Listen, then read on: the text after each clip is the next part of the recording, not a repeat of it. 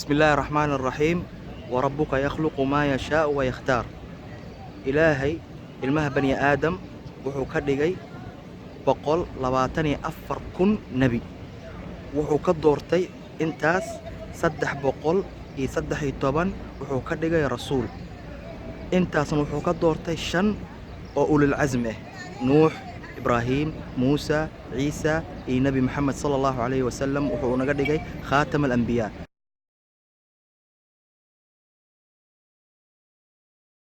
hadleena meeshuu rasuulka sallallahu alayhi wasallam oo ku dhashay dhulku rasuulka sallallahu alayhi wasallam ku dhashay kulligeena waa ognaa rasuulka sallallahu alayhi wasallam inuu makka al-mukarrama ku dhashay laakiin intuu uga dhashay makka al-mukarrama maanta insha Allah fiidiyogan oo insha Allah ku baranayna meeshuu rasuulka sallallahu alayhi wasallam oo ku dhashay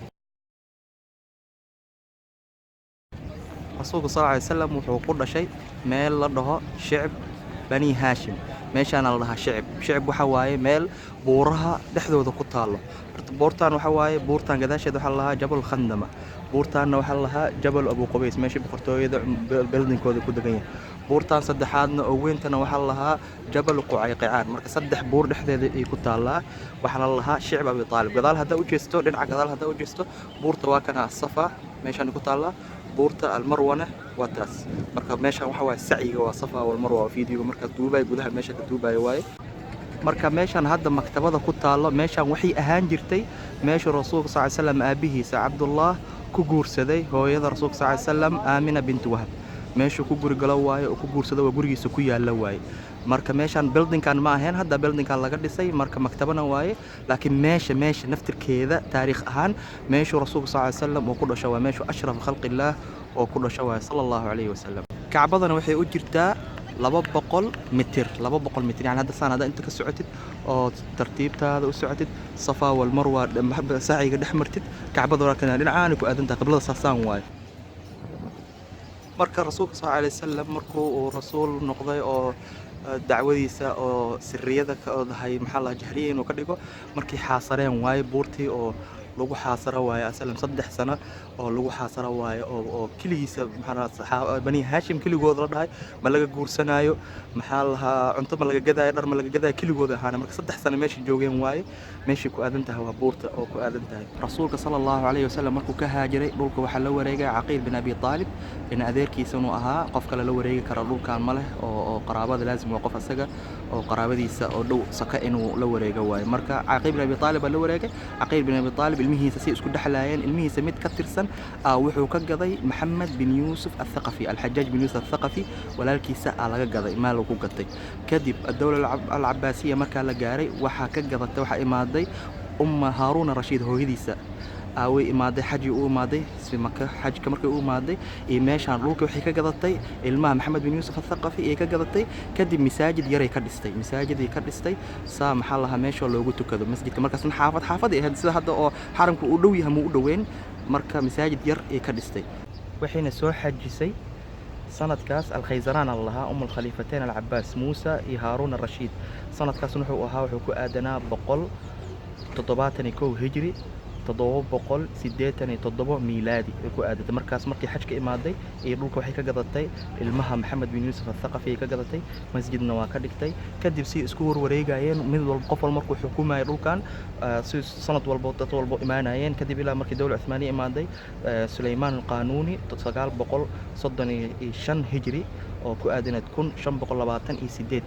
asagana waa dayactiray haddana waxa ka dambeeyay sultaan maxamed khan bin muraad 9 hijri waxay ku aadan tahay 1600 miilaadi asagana dayactir weyneeyay kadibna markaas maxaa lahaa boqortooyada waqtiga markii imaaday malik abdulaziz maxaa lahaa oo maktaba ka dhigay wuxuu u baxshay maktabad makka al-mukarrama waxayna ahayd 950 miilaadi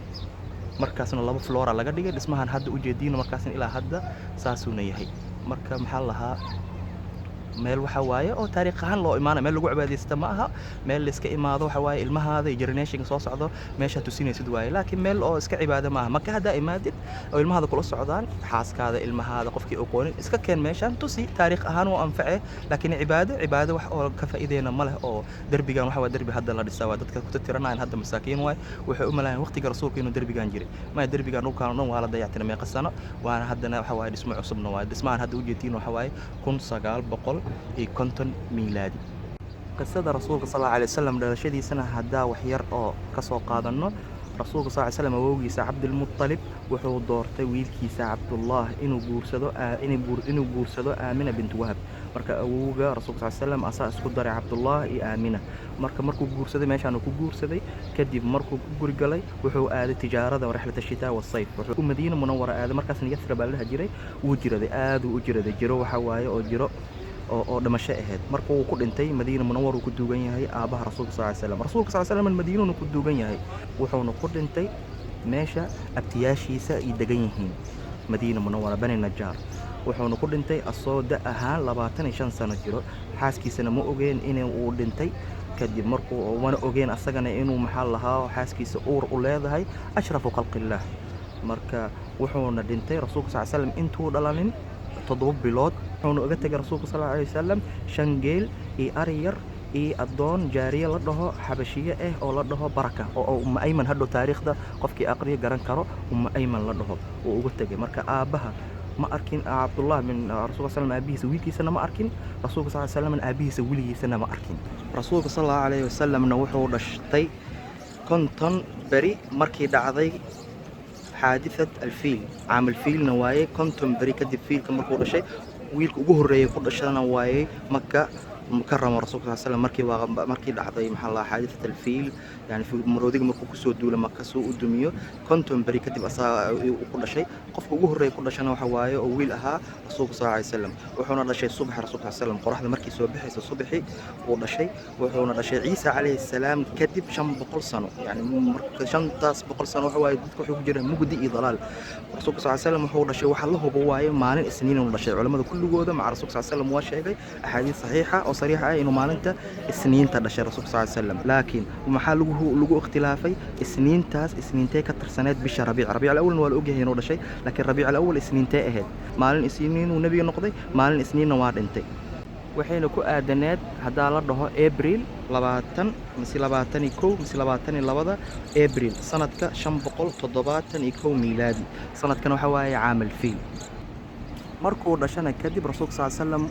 hooyadiisa aamina waxay tiri aloogeeyo awowgiisa cabdulmuttalib marka loogeeyo awowgiisa wuu ku farxay wuxuu ku farxay oo caadi ahayn wuxuuna u bixiyay magaca nabiga maxamed asaa u bixiyay wuuna kacbadu la aaday culimo badan waxay dhahaan uu ku tawaafay culimo badan waxay dhahaan kacbada gudaheedu la galay wuuna ku farxay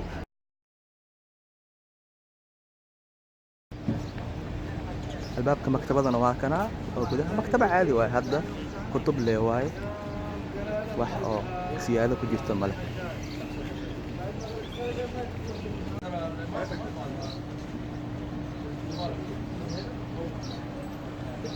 gudahana waa kana maktabadan saan waa kutubtaan